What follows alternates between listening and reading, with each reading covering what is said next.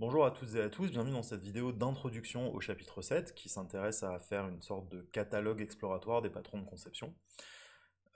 Cette vidéo sert donc à introduire les trois suivantes, où là on va regarder plus dans le détail les patrons comportementaux, structurels et puis créationnels, et c'est surtout pour vous montrer eh bien, l'écosystème logiciel que vous avez pour travailler en plus du contenu des capsules, parce que les vidéos elles ont vocation à vous faire comprendre l'intuition et puis l'intérêt de ces patrons de conception, mais ça n'a pas vocation à vous montrer du code dans le détail, c'est pour ça que vous avez à disposition un dépôt de code qui va vous permettre d'aller explorer vraiment le code d'implémentation support à ce que je vais vous montrer dans les vidéos suivantes.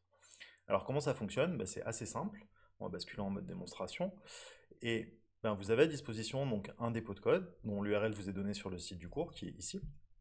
Et ce dépôt de code fonctionne comme un catalogue. Fait que vous allez avoir plusieurs implémentations différentes de chacun des patrons de conception. Ces implémentations ont été relues par d'autres professeurs, et il y a même d'autres professeurs qui ont contribué à des versions alternatives, par exemple, pour que vous puissiez voir différents styles d'implémentation. Donc vous avez pour les patrons créationnels, structurels et puis comportementaux, une description du patron. Si vous cliquez dessus, vous allez arriver sur la page qui le décrit, et pour chacun des patrons, vous avez sa description structurelle, sa description comportementale, et vous avez aussi l'exemple qui vous est fourni au format UML, des choix de conception qui ont été faits dedans, et comment lancer la démonstration. Puis vous pouvez aussi aller regarder le code, donc le code est disponible, hein, c'est un projet Maven, donc si vous allez là-dedans, vous allez pouvoir récupérer par exemple comment fonctionne la fonction main de cet exemple-là de patron de conception. Alors ce qui est intéressant, c'est que ça en fait, vous pouvez tout à fait le récupérer et l'exécuter sur votre machine. Donc comment on va faire? On va aller récupérer notre projet.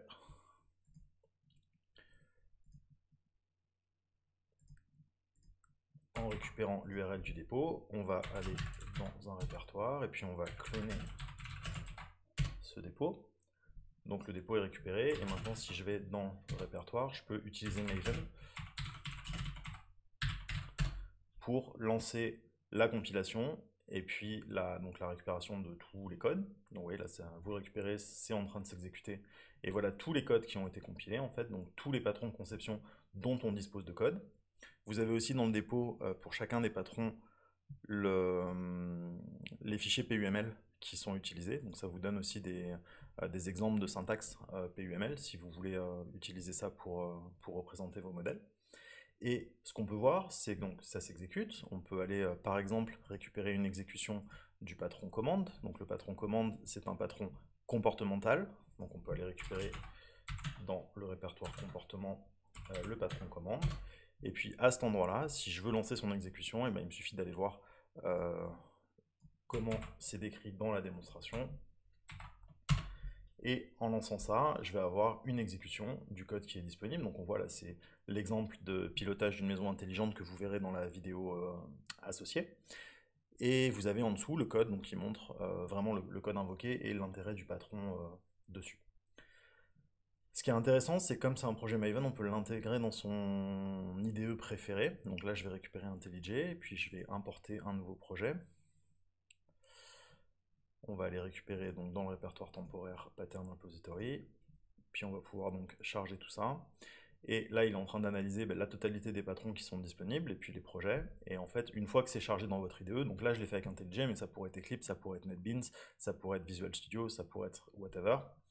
On est en train de récupérer donc la totalité du code et ça va vous permettre d'avoir une meilleure visualisation et puis une meilleure navigation à l'intérieur du projet.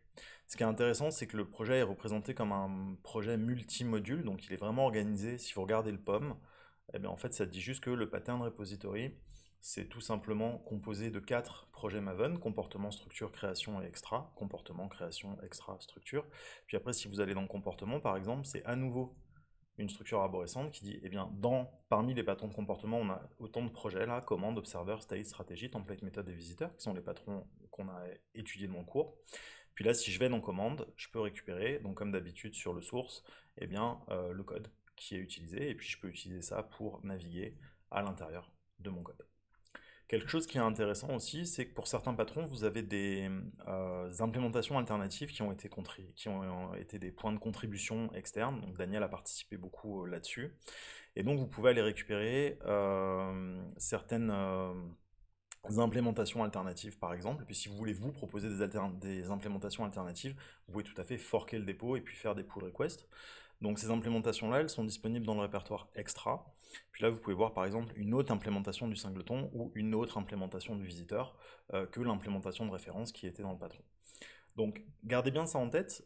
L'objectif de ce dépôt de code est vraiment de complémenter ce qui est présenté dans le cours, et si vous décidez d'étudier un patron de conception, c'est important que vous regardiez la vidéo pour comprendre l'intention et que vous alliez aussi lire le code pour aller bien comprendre en détail comment ça s'implémente. Et puis ce que je vous encourage à faire, c'est aussi de jouer avec le code pour regarder un peu si vous savez l'étendre, comprendre vraiment concrètement comment ça marche. Parce que lire du code, c'est une chose, écrire du code, c'en est une autre.